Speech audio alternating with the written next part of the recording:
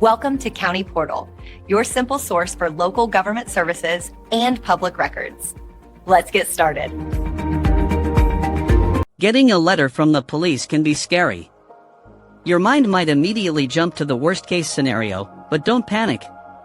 There are many reasons you might receive official mail from a law enforcement agency, and most of them don't mean you're in trouble. Let's break down the most common reasons why the police would send you a letter. First, and most frequently, you might be a witness.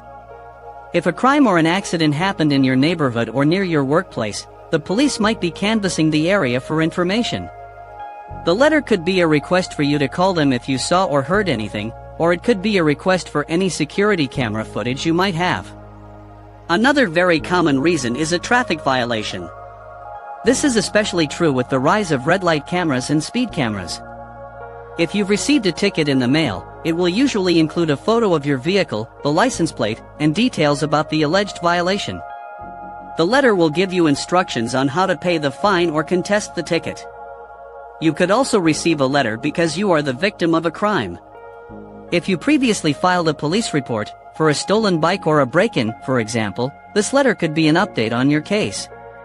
They might be informing you that an arrest has been made, that your property has been recovered, or unfortunately, that they are closing the case due to a lack of leads. Sometimes, it's purely administrative. The letter could be about a piece of property they've found that belongs to you, like a lost wallet. It could also be a notice that your car has been towed or impounded for some reason. Now, let's talk about the more serious possibilities. The letter could be a formal request for you to come to the station for an interview. This is a critical situation. It could mean you are a person of interest, or they believe you have crucial information. You are not legally obligated to go just based on a letter of request, and it is highly advisable that you speak with an attorney before you respond or go anywhere. Never, ever go in for questioning without legal counsel. The letter could also be a subpoena, which is a legal order compelling you to appear in court to testify or to provide evidence.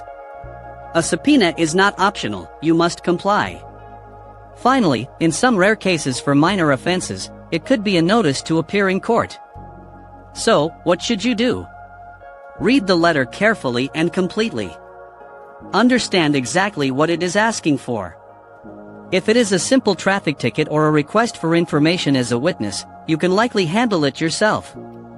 However, if the letter is a request for an interview, a summons, a subpoena, or anything you don't understand, your very first step should be to contact a lawyer.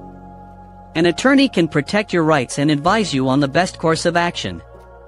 Thanks so much for watching.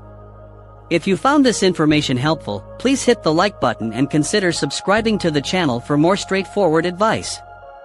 Stay safe.